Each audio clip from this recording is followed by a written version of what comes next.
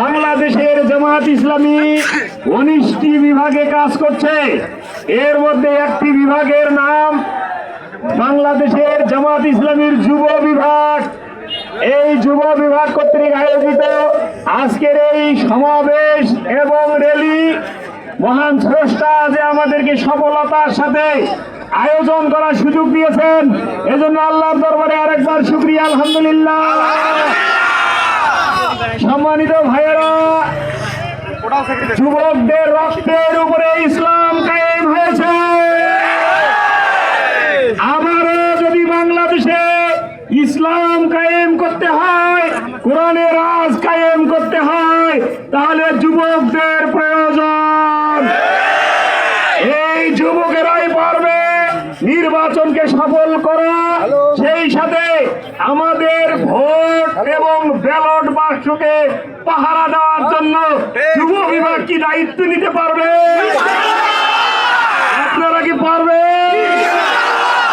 যদি যুব বিভাগ আমাদের জামাত ইসলামীর সাথে থাকে, তাহলে ইনশাআল্লাহ বাংলাদেশে আমাদের ভোট নিয়ে আর কেউ সিলিমিনি খেলতে পারবে না, ভোট কেন্দ্র কেউ দখল করতে পারবে না।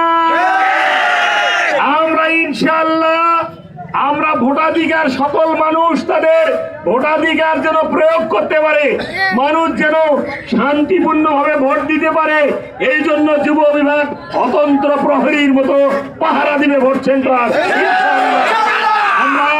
আমরা আশা করছি আমাদের যুব বিভাগ যদি আরো আমরা সবাইকে ডাকতে পারতাম, তাহলে আজকের এই মাঠে আমরা জায়গা দিতে পারতাম না।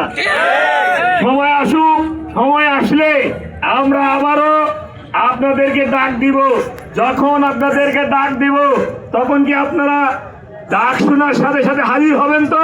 ইনশাআল্লাহ মহান আল্লাহ তাআলা যেন আমাদের আজকের এই আয়োজনকে কবুল করেন, সফল করেন, এবং পার্বতীপুর ফুলবাড়িতে আল্লাহ যেন জামাত ইসলামীর এমপি হিসেবে আল্লাহ যেন আমাদের এখানকার মাটি এবং মানুষকে কবুল করেন, দেশকে যেন কোরআনের জন্য কবুল করেন, ইসলামী রাষ্ট্রের জন্য কবুল করেন, এই আশাবাদ ব্যক্ত করে আবারও সবাইকে সালাম এবং মুবারকবাদ জানিয়ে আমরা আমাদের বিক্ষোভ কর্মসূচি আজকের এই র্যালি শুরু করব।